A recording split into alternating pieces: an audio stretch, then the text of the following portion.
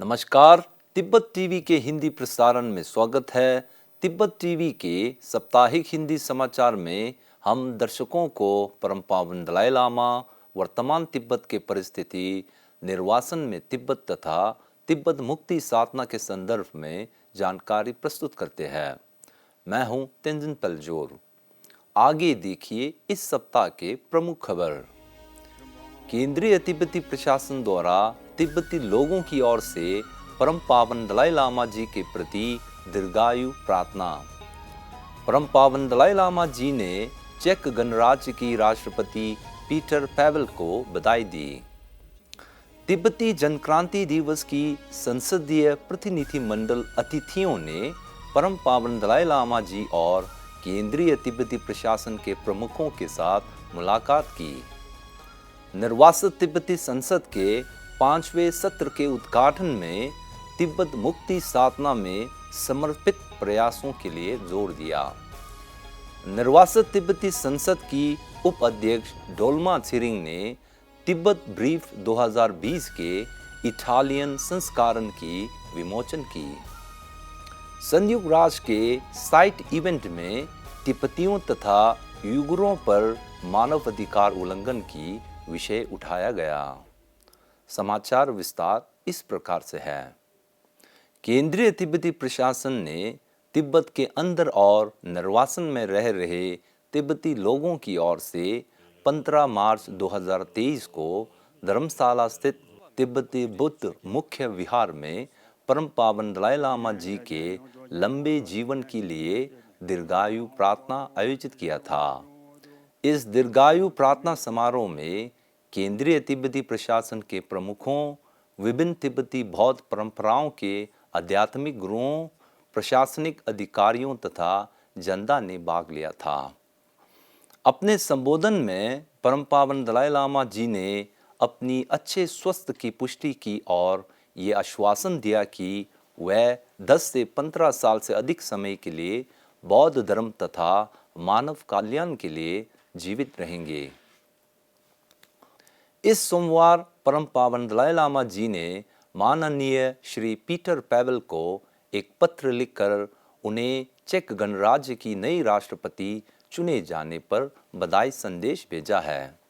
अपने संदेश में परम पावन जी ने मार्च 1990 के दशक में पूर्व राष्ट्रपति वास्लाव हैवल के नेतृत्व में अपनी चेक गणराज्य की सुखद यात्रा का स्मरण किया है।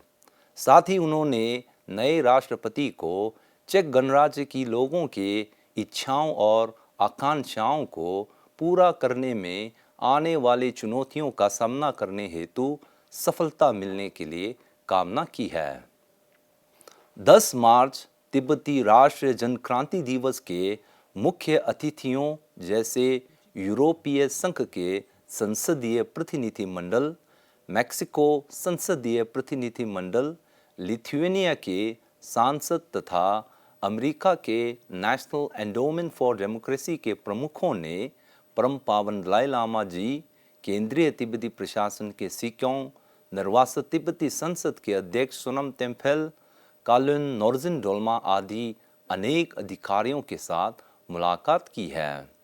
इसके अतिरिक्त संसदीय प्रतिनिधिमंडल ने विभिन्न तिब्बती मठों, स्कूलों, संस्थाओं तथा कला केंद्रों का दौरा किया था।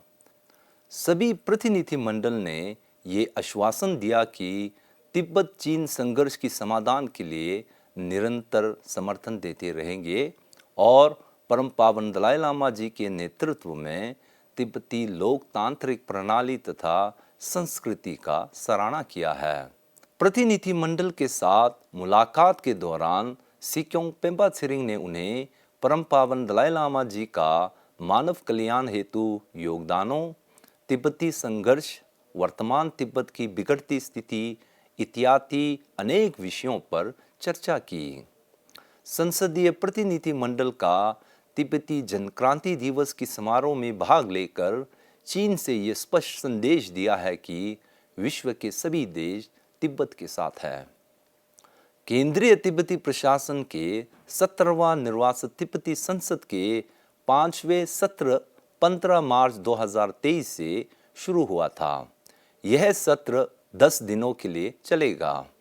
अपने उद्घाटन भाषण में अध्यक्ष खेम्पो सोनम तेम्फेल ने तिब्बतियों के बीच एकता का आह्वान करते हुए परम पावन दलाई लामा जी के प्रतिबद्धताओं को पूरा करने में प्रत्येक तिब्बती के समर्पित प्रयासों के महत्व पर जोर दिया है।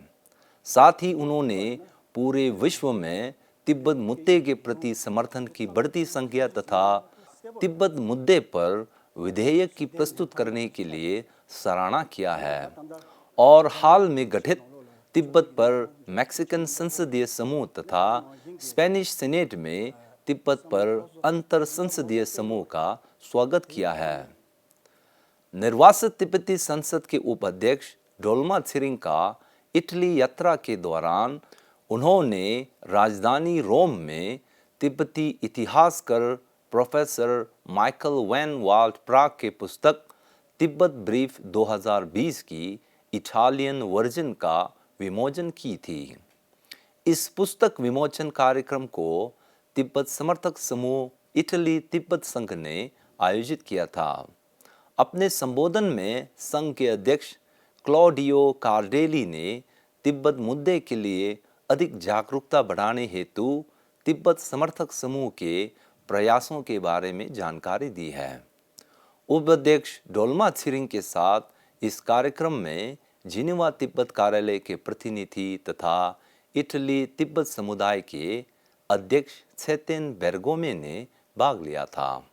इसी प्रकार तिब्बती जनक्रांति दिवस की 64वें वर्षगांठ पर इटली के राजधानी रोम में एक विशाल प्रदर्शन के साथ तिब्बत मुद्दे पर यूरोप के एकजुटता प्रदर्शित किया था। इस दौरान एक संयुक्त प्रेस सम्मेलन में तिब्बत पर इटली संसदीय समूह की गठन का घोषणा की थी। गत 13 मार्च 2023 को 92वें संयुक्त राष्ट्र मानवाधिकार परिषद के चल रहे सत्र के दौरान जेनेवा तिब्बत कार्यालय, सोसाइटी फॉर थ्रेटन्ड पीपल्स तथा यूगुर वर्ल्ड कांग्रेस के संयोजन में संयुक्त राष्ट्र भवन में तिब्बतियों तथा यूगुरों पर हो रहे मानवाधिकार उल्लंघन विषय के संबंध में एक कार्यक्रम आयोजन किया था। इस कार्यक्रम का शीर्षक है चीन में मानवाधिकार, तिब्बतियों तथा यूगुरों की वर्तमान दमन और जवाबदेही प्रयासों की स्थिति पर रिपोर्ट है। इस अवसर पर जिनेवा तिब्बत कार्यालय के प्रतिनिधि और आईसीटी यूरोप के निदेशक काय मुलर ने तिब्बत के अंदर की स्थिति, विशेष रूप से जबरन आत्मसात नीति के तहत तिब्बती बच्चों को औपनिवेशिक शैली के बोर्डिंग स्कूल में भर्ती करना, तिब्बती गुमांतु को जबरन स्थानांतरण किए जाने तथा तिब्बती बौद्धों पर नियंत्रण किए जाने के बारे में जानकारी दी है। इसके अतिरिक्त उन्होंने संयुक्त राष्ट्र निकायों तथा सदस्य देशों से चीन सरकार को तिब्बतियों तथा यूगुर पर मानवाधिकार उल्लंघन के लिए जवाबदेही ठहराने की आह्वान किया है। एक अन्य खबर के अनुसार जिनेवा तिब्बत कार्यालय के प्रतिनिधि ठिनले छुकी ने 92वें संयुक्त राष्ट्र मानवाधिकार परिषद के सत्र को सोसाइटी फॉर थ्रेटन्ड पीपल्स की ओर से तिब्बत के अंदर की बिगड़ती स्थिति पर बयान दिया है। सत्र में बयान प्रस्तुत करते समय उन्हें चीनी प्रतिनिधि ने बार बार बाधित किया है।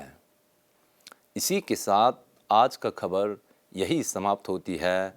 अगले हफ्ते हम फिर मिलेंगे। मुझे दीजिए आज्ञा। धन्यवाद।